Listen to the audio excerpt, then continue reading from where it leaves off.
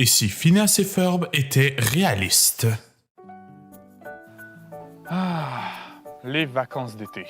C'est vraiment le meilleur moment de l'année, je veux dire. Pas de prof, pas d'école, pas de devoirs. Hey, pas d'heure de dodo. Tu as 25 ans. Ouais, je sais, c'est vrai. Mais tu sais, des fois, je regrette de pas peut-être avoir vécu ma jeunesse comme j'aurais dû.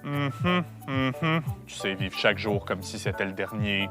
Un peu comme toi, en fait. Avec un frère aussi débile et dangereux que toi, chaque jour pour être le dernier. Mais enfin, de quoi tu parles?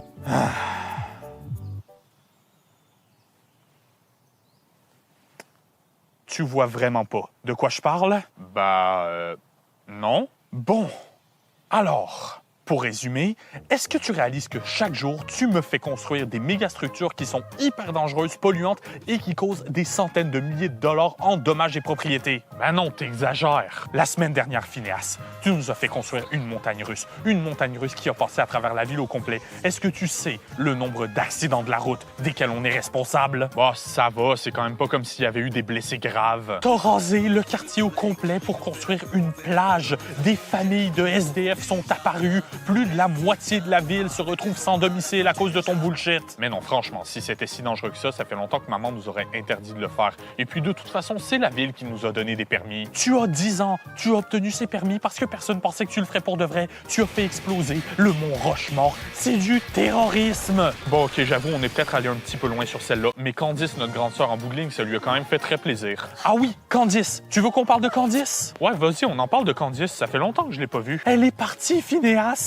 Elle veut plus nous voir. Elle est sortie de l'hôpital psychiatrique il y a 3 mois après y avoir passé 10 ans à cause de tes conneries. Ben, en quoi c'est ma faute? Elle a fait une dépression nerveuse à l'âge de 19 ans. Elle rentre dans un état d'hypervigilance à chaque fois qu'elle se demande si on n'est pas en train de construire un portail dimensionnel ou un vaisseau spatial. Bon, OK, je veux bien que ce soit très triste, mais c'est quand même pas comme si c'est moi qui l'avais poussé à bout. Oui, ça l'est. C'est de ta faute. Et c'est de ma faute aussi. Tu comprends pas? Tu l'as gaslighté pendant des années. Ça l'a rendu complètement folle et ça me rend complètement fou. Je t'ai suivi parce que t'es mon grand frère et que je t'aime, mais je dois me rendre à l'évidence, Phineas. Tu es un sociopathe. Tout de suite, les grands mots. Au fait, il est où, Perry? Il est au centre-ville en train d'affronter un savant fou, ton ornithorynque de compagnie. Parce que oui, t'as un ornithorynque de compagnie, c'était trop compliqué d'avoir un chien ou un poisson rouge. C'est un agent secret. Il y a des gadgets super dangereux et des passages secrets d'espions dans toute la maison et tu t'en es jamais rendu compte.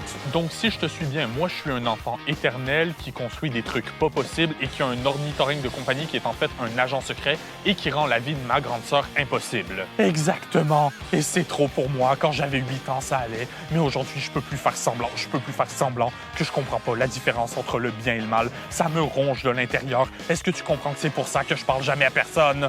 Ouais. Donc, dépendamment d'à qui tu pitches cette histoire, tu vas soit penser que c'est la meilleure ou la pire idée que tu as jamais entendue. Arrête de briser le 4e mur, Phineas!